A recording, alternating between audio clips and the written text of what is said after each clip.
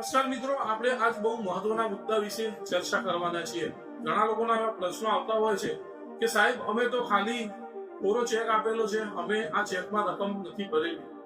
મિત્રો, સામેવાળી વ્યક્તિ 10 લાખ રૂપિયા ચેક ભરીને નાખી દે છે તો તમે બહુ મુશ્કેલીમાં મુકાઈ શકો છો।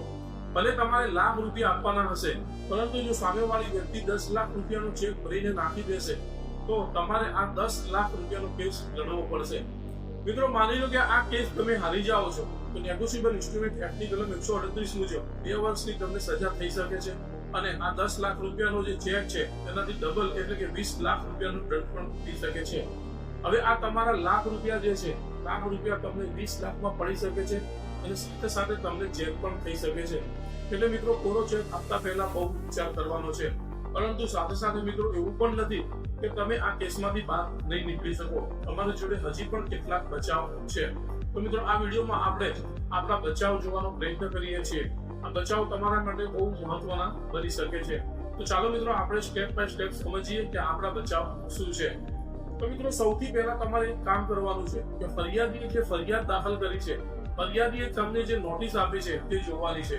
આ ફરિયાદીએ તેની ફરિયાદમાં અને નોટિસમાં એક હકીકત એવી લખી હશે કે જે તમને આ મુશ્કેલીમાંથી બહાર કાઢી શકે છે। મિત્રો, આ કેસમાં તમારી જોડે કોઈ પણ પ્રકારનો પુરાવો નહીં હોય, કારણ કે તમે રોકડમાં રકમ લીધેલી છે અને તમે સામે ચેક આપ્યો છે। તમારી જોડે કોઈ પણ લેખિત પુરાવો નહીં હોય।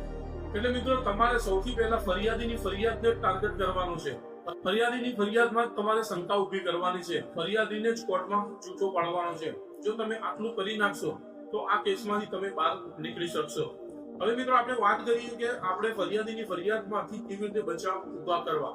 મિત્રો, આપણે અગાઉ વાત કરી કે ફરિયાદીની ફરિયાદ અને નોટિસ આ બંનેમાં તમારે બચાવ શોધવાનો છે।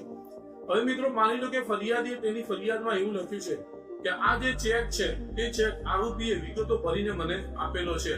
તો અહીંયા તમારો એક બચાવ એવો ઉભો થાય છે કે જ્યારે ફરિયાદીની ઉલટ તપાસ તમારા વકીલ કરતા હોય ત્યારે તમારા વકીલ ફરિયાદીને એવું પૂછી શકે છે કે આ જે ચેકની વિગતો છે તે વિગતો અને ચેકમાં જે સહી કરેલી છે તે બંને અલગ અલગ હસ્તાક્ષરમાં છે। હવે જો ફરિયાદી અહીંયા એવું કહી દે કે આ સાચી વાત છે તો તમને અહીંયા બહુ મોટી રાહત થઈ શકે છે, કારણ કે ફરિયાદી એક જગ્યાએ તેની ફરિયાદમાં અને નોટિસમાં એવું લખ્યું છે કે ચેક આરોપીએ વિગતો ભરીને આપ્યો છે, જ્યારે ફરિયાદી ઉલટ તપાસમાં એવું સ્વીકારે છે કે આ ચેકની વિગતો અને ચેકમાંની જે સહી છે તે બંને અલગ અલગ હસ્તાક્ષરમાં છે। એટલે એનો મતલબ એ થાય છે કે આ ચેકની વિગતો તમે નથી ભરી। પરંતુ મિત્રો, આટલામાં પૂરું નથી થવાનું। અહીંયા જો ફરિયાદી એવું કહી દે કે આરોપીએ બીજા કોઈ વ્યક્તિ જોડેથી આ ચેકની વિગતો ભરાવી લીધી છે તો અહીંયા ઉલટ તપાસમાં બીજો એક પ્રશ્ન એવો ઉભો થઈ શકે છે।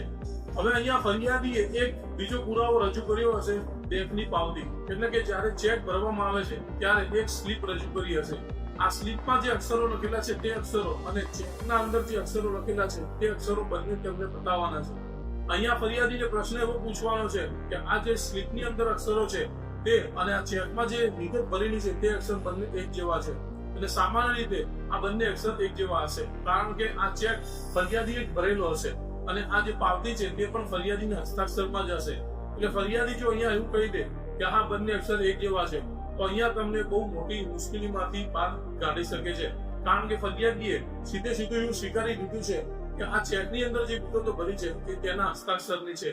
તો પણ આ ફરિયાદી જો એવું કહી દે કે મેં આ વિગતો નથી ભરી તો આ ચેક તમે એફએસએલમાં પણ મોકલી શકો છો અને ફરિયાદીના હસ્તાક્ષર તમે સાબિત કરી શકો છો। જો આટલી હકીકત તમે સાબિત કરી દો છો તો ફરિયાદી અહીંયા જૂઠો પડે છે, કારણ કે ફરિયાદી તેની ફરિયાદમાં જ એવું લખ્યું છે કે આ ચેક આરોપી વિગતો ભરીને આપેલો છે અને એક બીજી બાજુ ફરિયાદીના હસ્તાક્ષર સાબિત થાય છે। તો ફરિયાદી અહીંયા જૂઠો પડે છે, ફરિયાદીનો કેસ પણ જૂઠો પડે છે અને આ કેસમાંથી તમે શંકાનો લાભ લઈને છૂટી શકો છો। તો મિત્રો, આ તમારો એક બહુ મોટો બચાવ છે। મિત્રો, આશા રાખું છું કે આ માહિતી તમને બહુ ઉપયોગી લાગી હશે। આ વિડીયો તમારા મિત્રો સુધી શેર કરજો, આ વિડીયોને લાઈક પણ કરજો અને આવા જ વિડીયો જોવા માટે આ ચેનલને સબસ્ક્રાઇબ પણ કરી લેજો।